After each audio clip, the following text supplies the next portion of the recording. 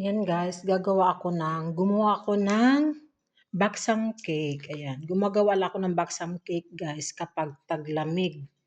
Kasi partner nila to sa kape. So, ang ingredients natin dito is 3 cups ng harina, tapos 4 na itlog, and then powder na milk ang nilagay ko 4 na kutsara, then 2 spoon na baking powder, tapos yung ating asukal is, tsansa ko lang yun guys, kung matamis na siya, ganun ko lang sa finger pag matamis, so okay na. Then, mantika natin is 1/4 glass. And then, nilagyan ko siya ng saffron para magkulay dilaw. Ayan, nagkulay dilaw siya. Tapos, yung mga itim na yan, ang tawag dito sa Arabic is helwa. Helwa aswad, sweda, tsaka yung green, helwa nga yung itim, sweda. So, yan lang yung nilagay ko guys. And, ano pa ba? So, yun lang. Tapos, i-bake na natin siya. I-bake natin to siya ng 45 minutes. O kahit 30 minutes. Ayan, makikita naman natin pagluto na siya eh. So, ayan, pasok natin siya sa oven.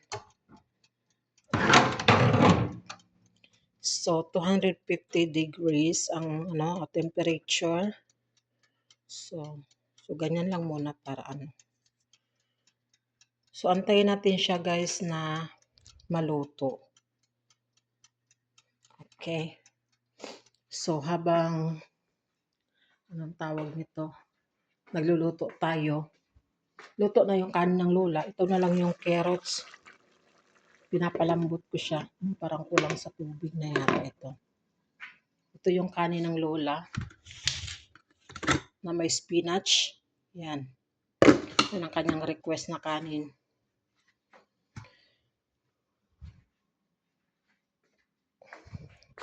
So, hanap ako ng lagayan ng aking gatas kasi binuksan ko yung gatas na to na malaki. Wala akong lagayan. So, maghahanap tayo ng lagayan, guys.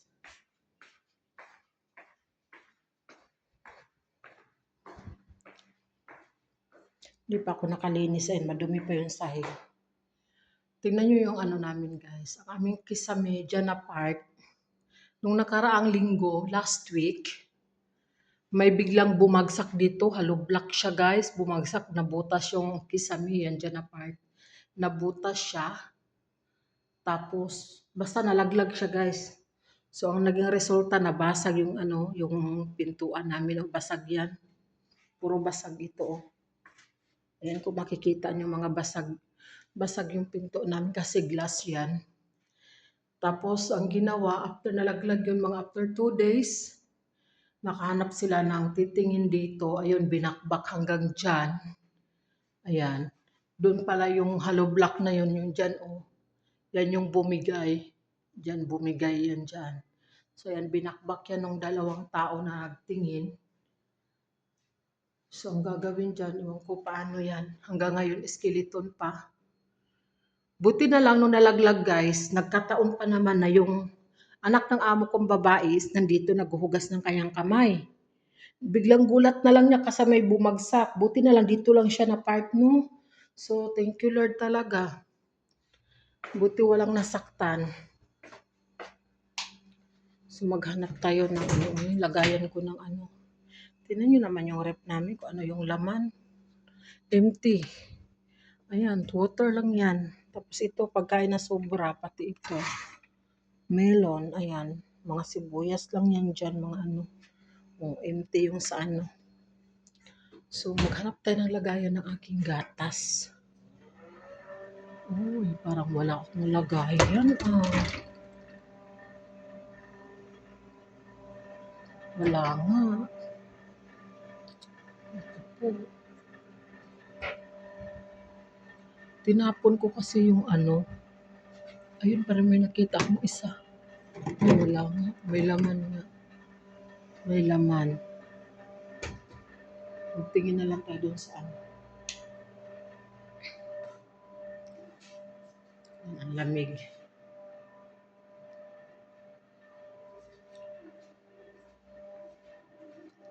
Maghanap ako ng malagyan natin ng ano.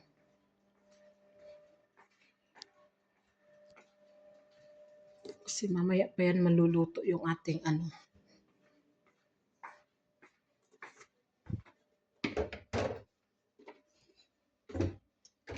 Ay, meron ako dito kaya lang maliit. Pero okay na to. Okay na to siya. Teka, dagdagan ko ng tubig tong aking ano parang.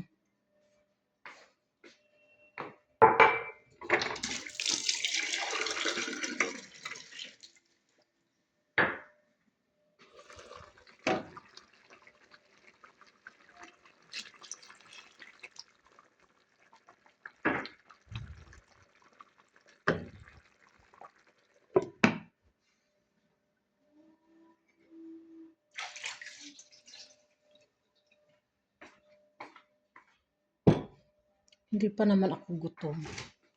Pero naman ipapainit ko yung kanin.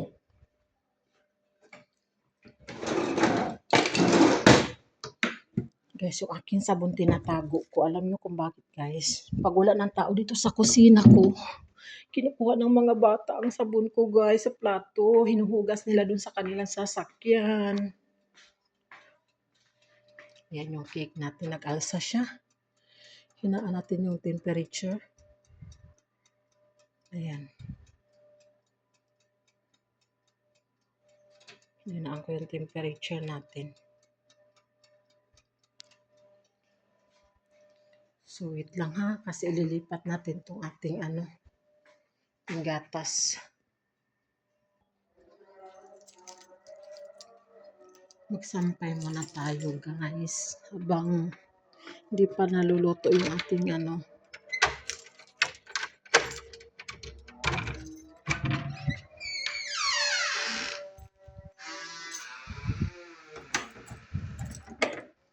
Madaming pinto dito. Madaming pinto, ano?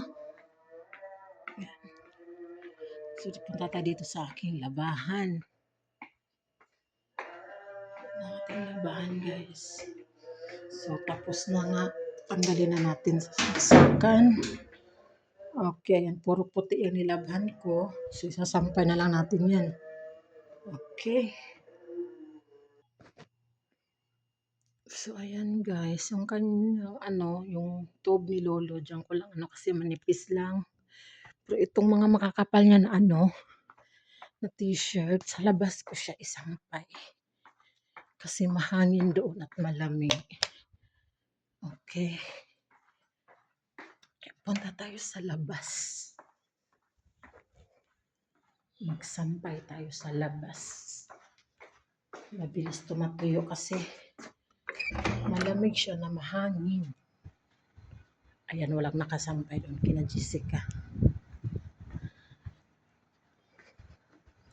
Dito natin ilalagay. Teka lang. O, diba? Mabilis siya matuyo kasi mahangin. Ayan. Malakas ang hangin, guys. Malamig. Ayan. Pasok na tayo sa loob kasi mahangin.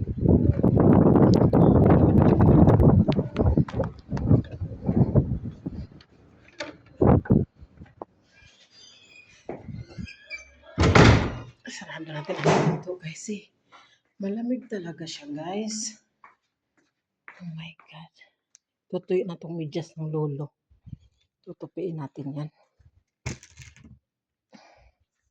Silipin muna natin yung niluluto natin. Baka luto na.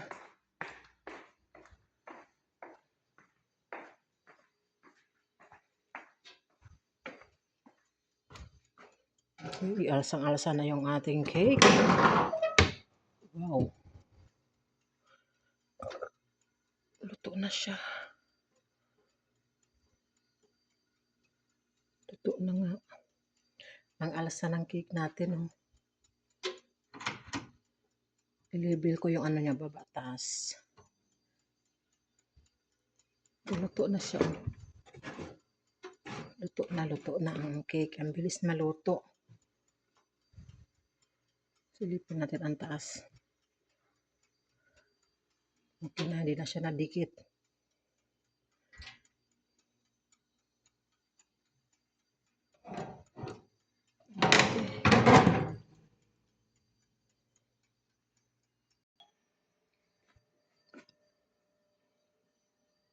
So, itong aking carrots is luto na. Pinatay ko na siya, guys.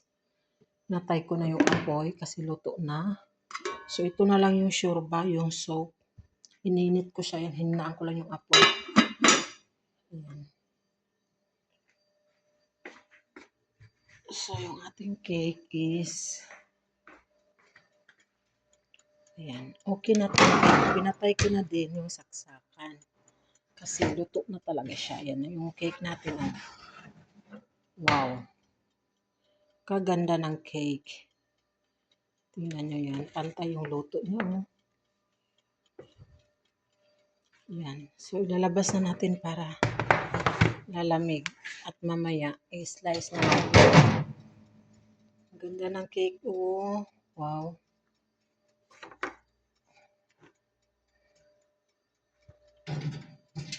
Check natin ulit.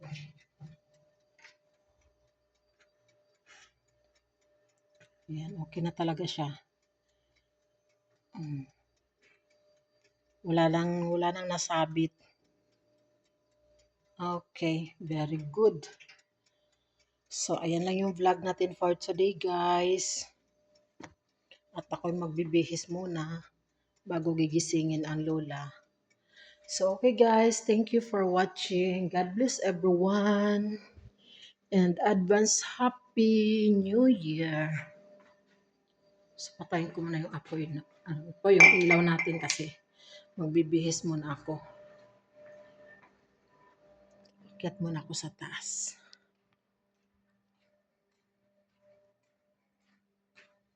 Okay.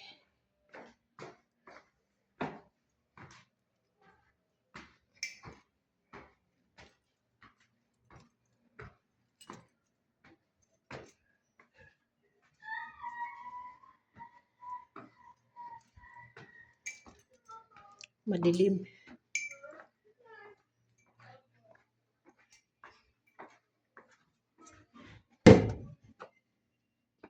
Okay. Dito na tayo sa kwarto, guys. Okay po. Magbibihis lang tayo. Ayan pa yung decoration namin yung Christmas. Oh, hindi ko pa tinanggal. Pati yung ilaw niya hanggang ngayon okay pa rin yung battery. So ayan, bye-bye everyone. Merry Christmas and tapos na palang Christmas. Happy New Year advance everyone. Bye-bye.